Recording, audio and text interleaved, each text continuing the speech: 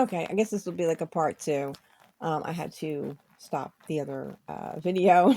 Remember, I am only a very beginner at this, and I'm not doing these videos to be, famous or anything like this. I'm just doing them as kind of like someone to refer to or to look at, as with these facts, because I think it's important that people understand this.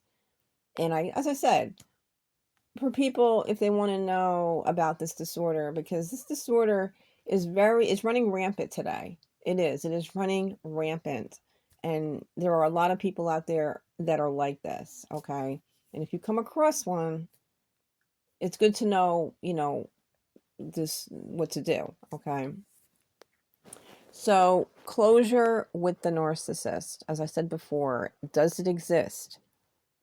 It doesn't. You're not going to get closure from a narcissist. um But as time goes on, you are going to get your own peace from it. You're going to get your own, kind of like your own truth from it, because you're not going to get it from the narcissist, okay? The narcissist is never going to admit fault. They're not going to ever admit cheating. They're not going to admit betrayal. They're going to um most of the time they're going to blame you for stuff. Um, but a lot of times too, they're not even going to even do that. Okay. Once they're on to their next, source, they're not really going to pay much attention to you. They're going to be on to that next supply and trying to keep them. Okay. They're not really, as I said, when they're not really trying to mend anything with you. Once the breakup has happened, they're, like I said, they move on fast. They move on within weeks. Okay, within a few weeks they're already on to their next, hardcore relationship that they get into. And narcissists always get into hardcore relationships. Okay, they don't just date nonchalantly. They don't just casually date somebody. Okay, when you are with a narcissist or you meet one, um as I said in my other video, it's like they are like in love with everyone that they actually meet. Okay, anyone that they date, it's going to seem like this is it. This is the one. This one's going to be different. This one's, and this is really the way they feel. Okay. This is truly the way it is with these people. Um, but no, like I said, they don't really look at exes like that. They're not, as I said before, they're not in relationships for the long haul. Okay. Um, they're not made that way. They're not, they're not in it for that. They're in it for who is going to be the best source. Who do I have to pay, not really do anything for, who is going to be there for me? Who's going to accept me? And like I said, some women don't care. Some women don't care that their boyfriends or whatever cheat on them. Some women don't care that they go on dating sites behind their back.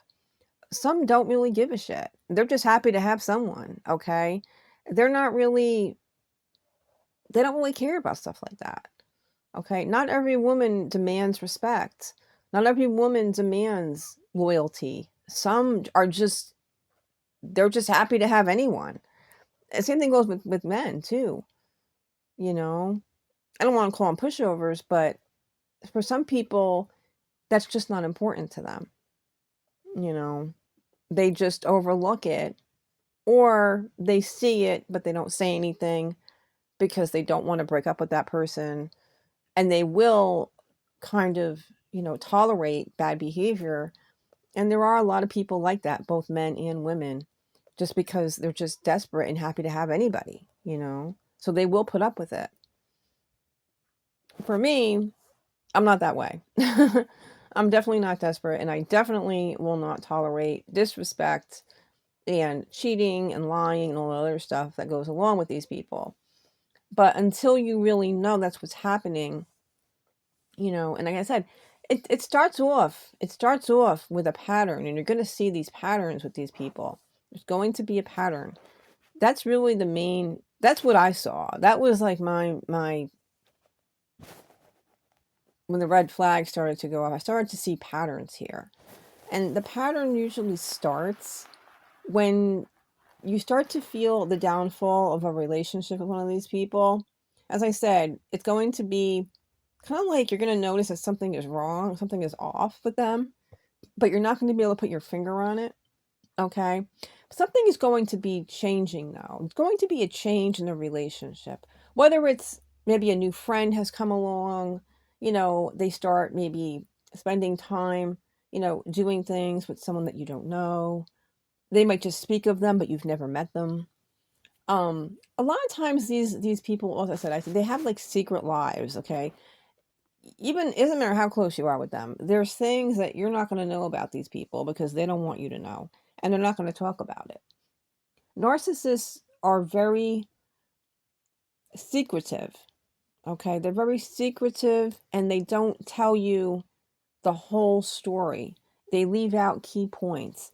They may say to you, when, like, here's a conversation, like, what did you do today? Just to say you're catching up with each other in like the evening. What did you do today? They might tell you one or two things that they did, but they're going to leave out a big portion of what they really did. Okay. They're going to say, yeah, I did this and this, but what else did you do? And they're not going to, they just don't say. They don't give you the whole story. They give you little things here and there, but they don't give you the whole story. Narcissists are they do this all the time. It's one of their key traits. Um, Later on, maybe a week or two later, you'll find out, you know, in passing, they may say, oh, I was here on Saturday. And it's like, you didn't tell me you went there. Oh, I thought I did. It's like, no, you never told me this. You'll find out later on down the line that, yeah, they did do something and they never told you about it. They just don't say. I was like, you can't really call it a lie. They just don't tell you. They just don't say. They give a lot of one word answers. Yeah, they don't talk a lot. It's like getting blood from a stone to try to have a conversation with one of these people where like deep conversations do not exist with these people at all. You can't do it because they are so worried about giving you too much information or maybe spilling the beans on truths. So they just don't say. They would rather be quiet. That's how they are. It's really true. Um But no, closure is something that you're just not going to receive. But you're going to have to try to get it yourself. And there's ways to do that. Um, in the beginning, you're not going to really find it. It's going to take a while to really get down to your own truth and the facts of what this relationship really was about. Okay? As time goes on, you will move on and you will find other people to date. You will find somebody. And the more you get away from that narcissist and the further away, the more distance that you get from them, you will start to realize over time what the relationship really was, the reality of what the relationship was really built on. Um, when you truly love somebody, like unconditionally truly love somebody, okay, you don't just walk away from them. Okay. You don't go into a relationship immediately with somebody else. In fact, if you truly love a person, it's really hard to be with somebody else. When you love someone and you know that your person is out there, you will do really anything to be with them. Anything. Okay. And I mean anything. Um, so don't make excuses for these people. I've seen it. I've seen a lot of people make excuses for their partners and stuff. Say, oh, well, they don't know any better, or this or that, or they're just no. You can't make excuses for people. If you're not being treated right, and in your gut you know something's wrong, you got to go with your gut. Always go with your gut. Always go with your inner voice because it's not gonna lie to you. Um, but yeah, it will take time. As time goes on, though, you will start to realize it and see, but just know that you're not going to get closure from them. They are not going to give you any closure ever. Um, they do it, yes, they do it to keep their options open if if they need you in the future for some reason, if they become single, they will try. Yes, they will try, but it's not necessarily it's not going to be to mend anything. It's not going to be to fix the broken pieces of the relationship, of your old relationship. It's not, and it's not to admit to you that they fucked up. Excuse my language, but it's not for that. They will return to either try to hurt you again or to maybe sleep with you to see if they could, use you a little bit more. But that's really it. I mean, I'm talking as a girl here, as a woman. That is what they will do. They're not interested in getting back together. Now, regular people, yes, with a normal person, when you normally get closure from them and you talk down the line, you may realize you really miss this person. You want to kind of talk to them again. You want to, you want to apologize to them. Maybe you two can meet and try and work it out. Yes, of course. That happens all the time in regular relationships. But with a narcissist, that is not the case because see, the narcissist moves on very fast. The narcissist doesn't give themselves any time for grieving or mourning or anything like that over the relationship they had with you because they move on very quickly, very, very fast. So you don't get to have that initial meeting where you might tell each other, I really miss you. I really wish we did this or did that. You don't get to do that with narcissists because they're too busy moving on so fast that they take that opportunity of a reconciliation, they completely remove it because they move on within weeks. And I mean this, within a couple weeks, days even. Sometimes it's even days, they can already be with someone new. And of course, why would you want to get back together with someone who moved on within a week of you breaking up, or 2 weeks, or even a month? You're not going to want to get back together with someone like that. So they kind of like hurt themselves, okay, by doing their own bullshit, you know. Um, as I said before, narcissists aren't going to take any time after you break up with them. They're not going to like say, you know what, I'm going to be single for a year and just kind of casually date and go on dates.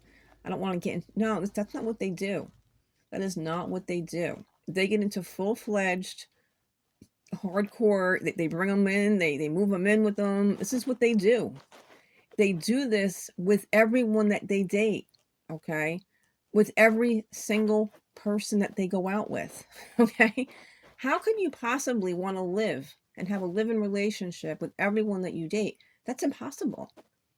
It's impossible. But with a narcissist, it's with every single person that they go out with. And I'm sure neighbors and people look at them like, Jesus, how it's like a revolving door at their house. Like how many people, how many women have lived there? It really is. And it's disgusting. It's kind of like, ugh, gross, right? But that is what narcissists do. It's how they are. They're not able to be alone. They can't do it. It's an impossibility with them. So when you're getting to know someone, whether it's on an online dating or even in real life, you have to know the past of people. How many relationships have you been in? What kind of relationships were they? Were they, hardcore serious ones where you lived together, or were they just casual dating? How long did these relationships last, and why did you break up? You have to know what's going on with these people and that's the problem today with a lot of people is that they don't take the time to get to know who they're dating. They don't even know them. They know nothing about them. And you need to really spend the time, whether it's over the phone or in person, getting to know that person before actually anything physical going on. And that's what you have to do. Because a lot of people don't do that, especially with this new way of dating today, where people aren't even being, you don't even go on dates anymore. I mean, I would hate to be someone in my 20s today. I mean, luckily, I was still, I'm part of the generation where you actually you dated. You went on dates. The guy came to your house, picked you up, you went to the movies, you went out to eat. The guy courted you. But today, I feel bad for the people of today because they don't get to do that. Everything is, talking on text messaging and then meeting up somewhere. It's sad. There's no dating. You know, it's not working. It's not working for society. It's not working because there's a lot of just relationships are a thing of the past. I'm not saying they're a thing of the past, but the good ones are. The good ones are. So, anyway, I think that's it for this video. I like to do small videos. I don't want to do like long drawn out ones. I will be back with another one.